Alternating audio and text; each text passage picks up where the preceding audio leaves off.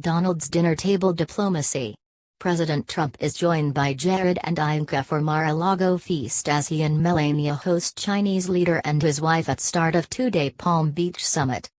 President Donald Trump announced he had already developed a friendship with Chinese President Xi Jinping during a dinner at Mar Lago Resort, where the two leaders met for the very first time earlier on Thursday. Trump joked, "We've had a long discussion already, and so far I have gotten nothing, absolutely nothing, but we have developed a friendship, I can see that. I think long term we are going to have a very, very great relationship and I look very much forward to it," he added. Trump and First Lady Melania Trump officially welcomed Xi and his wife, Peng Luan, at the doors of the Palm Beach, Florida, resort, before a dinner where Ivanka Trump, Jared Kushner and Steve Bannon were also in attendance. Melania matched Trump's tie and wore a red tea-length dress for the occasion while her Chinese counterpart wore an embroidered, traditional kapow-inspired dress.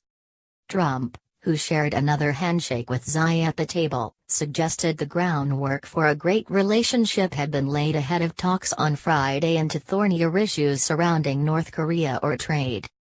Jared Kushner, who flew to Iraq as the guest of Marine General Joseph Dunford, chairman of the U.S. military's Joint Chiefs of Staff earlier this week, returned to the U.S. to join wife Ivanka at the dinner. Chief strategist Steve Bannon was also in attendance just one day after news broke that he had been removed from the National Security Council in a move that suggested his waning influence on the president. Trump also brought his top economic and national advisors to Florida for the meeting, including Defense Secretary Jim Mattis, Treasury Secretary Steve Mnuchin, and Commerce Secretary Wilbur Ross. Xi and Trump arrived separately on Thursday, with Secretary of State Rex Tillerson greeting the Chinese president on the tarmac in Florida, where a red carpet was stretched out for his arrival. Trump touched down just before 3 p.m. Speaking to reporters who traveled with him on Air Force One from Washington, Trump was optimistic about the coming conversations. "I think China will be stepping up," he said of the pressure he expects the country to put on North Korea. Trade and North Korea were at the top of the president's agenda, he told reporters on Thursday. "We have been treated unfairly and have made terrible trade deals with China for many, many years. That's one of the things we are going to be talking about. The other thing of course is going to be North Korea," Trump said. He told Fox News earlier on Thursday that he expects the meetings to be very special but he has no specific expectations for what they'll accomplish. "It's going to be interesting. Nobody really knows," Trump said on the Fox and Friends program. "We have not been treated fairly on trade for many, many years." Trump is facing pressure to deliver trade concessions for some of his most fervent supporters this weekend and prevent a crisis with North Korea from spiraling out of control. He told Fox News ahead of his Florida departure, "We are going to see what happens. No president's taken care of that the way they should have, and we have a big problem with North Korea," he stated. Talks will take place at Trump's Mar-a-Lago resort, but only the U.S. president is staying there. The estate could not accommodate the entire Chinese delegation, the White House said on Thursday.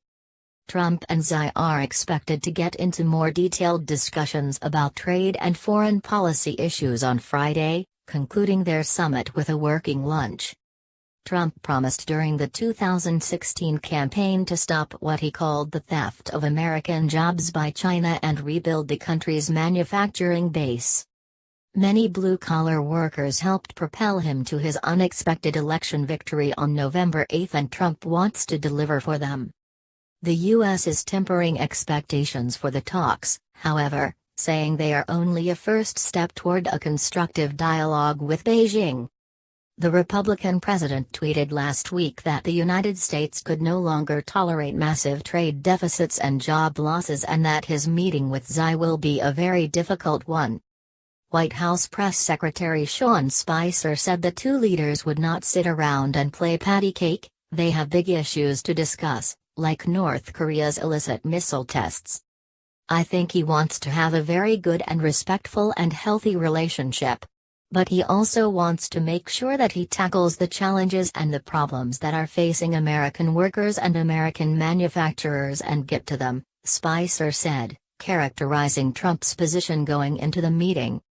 Trump, a former real estate magnate, is still finding his footing in the White House and has yet to spell out a strategy for what his advisors called a trade relationship based on the principle of reciprocity.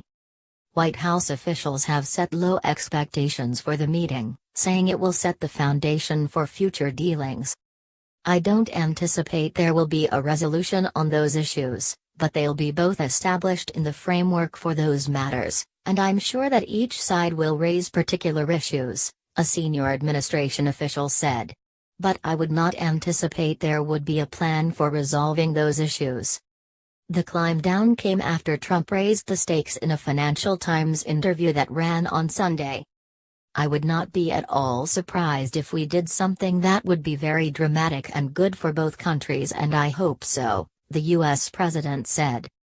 Trump predicted hours before he left the White House for his Palm Beach estate that he would make progress with the Chinese on the issue of North Korea. "We'll be in there pitching, and I think we're going to do very well," he proclaimed. U.S. labor leaders and lawmakers say Trump needs to take a direct, unambiguous tone in his talks with Xi.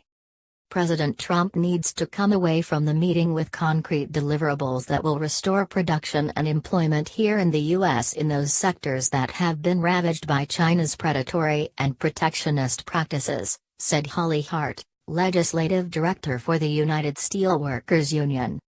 International Association of Machinists President Robert Martinez said the United States continued to lose manufacturing jobs to the Chinese, saying, "It's time to bring our jobs home now." Some Democratic lawmakers were eager to pounce on Trump on trade. "We are eager to understand your plans to correct our current China trade policies and steer a new course," said Democratic U.S. Representative Jim McGovern of Massachusetts. A group of 12 Democratic senators representing Rust Belt states sent Trump a letter Wednesday demanding that he bring up China's trade abuses and deny the country's request to be designated a free market. "We urge you to make clear to President Xi that the U.S. will hold China accountable when they are found to manipulate currency to the detriment of American manufacturers," the letter goes on to state. House Minority Leader Nancy Pelosi sent a note to Trump stressing the importance of bringing human rights and religious freedom up in discussions. "I believe, Mr. President, that if we do not speak out clearly for human rights in China because of commercial interests, we lose all moral authority to speak out for human rights anyplace in the world," the California Congresswoman wrote. The two-day summit will bring together two leaders who could not seem more different. The often stormy Trump, prone to angry tweets, and Xi, outwardly calm, measured and tightly scripted, with no known social media presence. What worries the protocol-conscious Chinese more than policy clashes is the risk that the unpredictable Trump could publicly embarrass Xi, after several foreign leaders experienced awkward moments with the new U.S. president. Ensuring President Xi does not lose face is a top priority for China, a Chinese official said. As such, Trump and Xi will not go golfing together at Mar a Lago as Trump did with the Japanese Prime Minister when he came to visit. For Xi, the sport is a symbol of corruption and he's banned members of the Communist Party from playing. "I think it's safe to say there's not gonna be any golf," a White House official said of the two-day, getting-to-know-you trip to Florida. "Nothing involving golf clubs." The most urgent problem facing Trump and Xi is how to persuade nuclear-armed North Korea to halt unpredictable behavior like missile test launches that have heightened tensions in South Korea and Japan. North Korea is working to develop an intercontinental ballistic missile capable of hitting the United States. Trump has threatened to use trade to try to force China to exert influence over Pyongyang. Beijing says its influence is limited and that it is doing all it can, but that it is up to the United States to find a way back to talks with North Korea. A senior White House official said North Korea was a test for the U.S.-Chinese relationship. "The clock is very, very quickly running out," the official said. All options are on the table for us. Trump consulted on Wednesday with Japanese Prime Minister Shinzo Abe, who said he and the president agreed by phone that North Korea's latest ballistic missile launch was a dangerous provocation and a serious threat.